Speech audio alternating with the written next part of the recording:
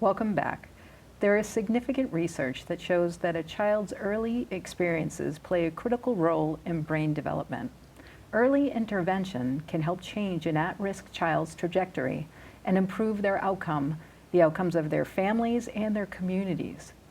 Nationally, about 2.67% of children receive early intervention services.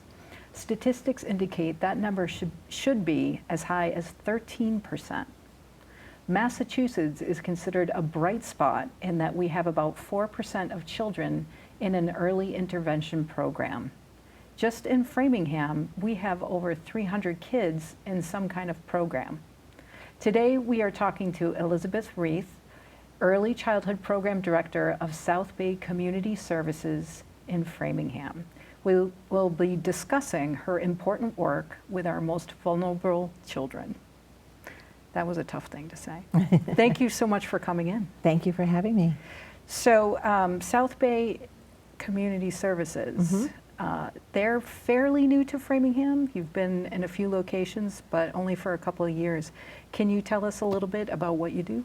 Sure. We have been in Framingham for about 2 years now, and in our current location as of last summer, we're over by Grant and Howard Streets, and we provide early intervention services. And that means that we work with children and their families, the children being between the ages of birth and 3 years old. And we provide a variety of services right in the home or child care center, grandma's house, wherever the child might be. We provide therapy services like speech therapy, physical therapy, occupational therapy. We have generalists who are known as developmental specialists. We have nurses, social workers, mental health clinicians. Any of those services that the family may need. So we can provide those. That's basically what we do. That's a wide range. It is, yes it is. And how did you personally get involved? Well, I've been working in EI for a long time, in early intervention a long time. I'm a physical therapist by education and by work, and out of college went right into providing services. I worked at a school that was birth to 18 and have always worked with that birth to 5, birth to 3 population all these years since graduating, so it's really a love of mine. And who are the people that you help? We help families with children in that age range of birth to 3, and it might be that the child has some developmental delays, they may have some medical conditions, it may be the family that needs more support with just kind of navigating through some social services types of things, so we can provide support really in any of the areas that the family needs and the child needs. What are some of the diagnoses you see with your practice? It's quite a wide range of diagnoses. We see children who have what is kind of referred to as developmental delay, that they might not be walking or talking kind of on those developmental milestones that children will reach. And they're not quite doing those things at the ages we expect them to. We work with children with autism diagnosis or those who are in the process of going through evaluations and assessments for autism, children with Down syndrome, children who are born prematurely, significant premature babies, children who are born addicted or substance abuse, exposed to substance abuse. All sorts of diagnoses we work with. What can parents expect if they're referred to your agency? What would they? Kind of the process? Yeah. Okay. It's a bit of a process, but we're there to help parents and families get through it. The referrals can come from really anybody. It can come from the family or parent themselves. The pediatrician might make a referral. They're concerned about some development. It might be through another social agency that the family is connected with, for example, like WIC or one of those other agencies in town. And once they are referred to us, we go out and we do an initial meeting just to kind of talk with the family, explain what early intervention is all about, kind of how the process will go. If the family would like to continue with that, we do an assessment. And then based on eligibility at that point, we go ahead and then work with the family to develop a plan that is very individualized to that family and that child, and it outlines outcomes or goals that we want to work on, what team members we need to put in to support those goals and that family and child. And then we start providing the services in their home or wherever they are during the day. There's quite a process as far as eligibility is concerned.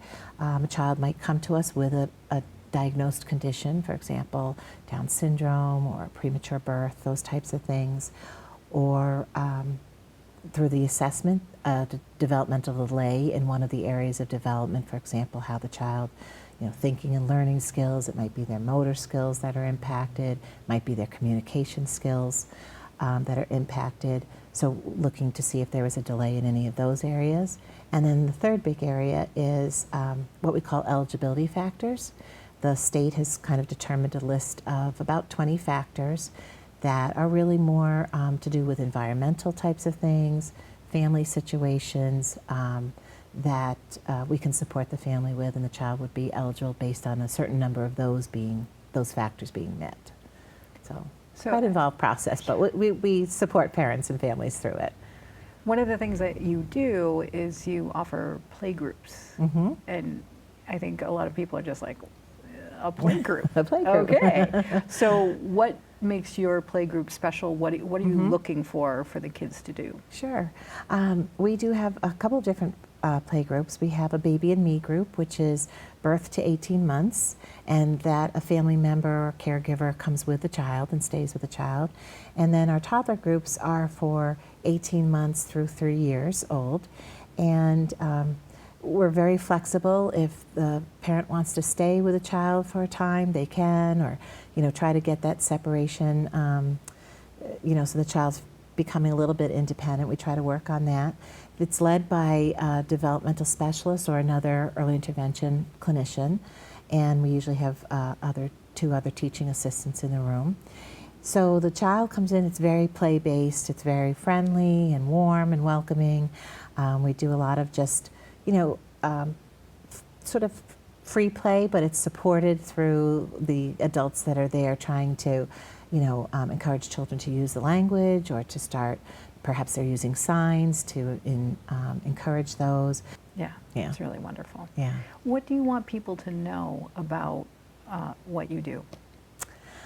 I think it would be great for people to just know that the services are available, that they can make a referral if they have any concerns about their child and their development, or about their own family situation and how it's impacting their child.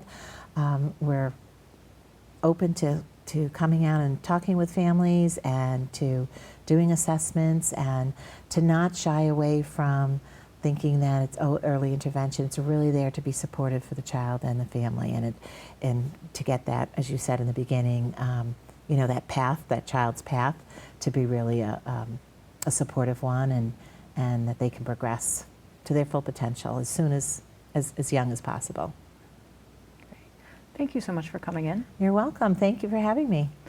And if you'll wait right there at the Framingham Beat, we'll be back in just a minute.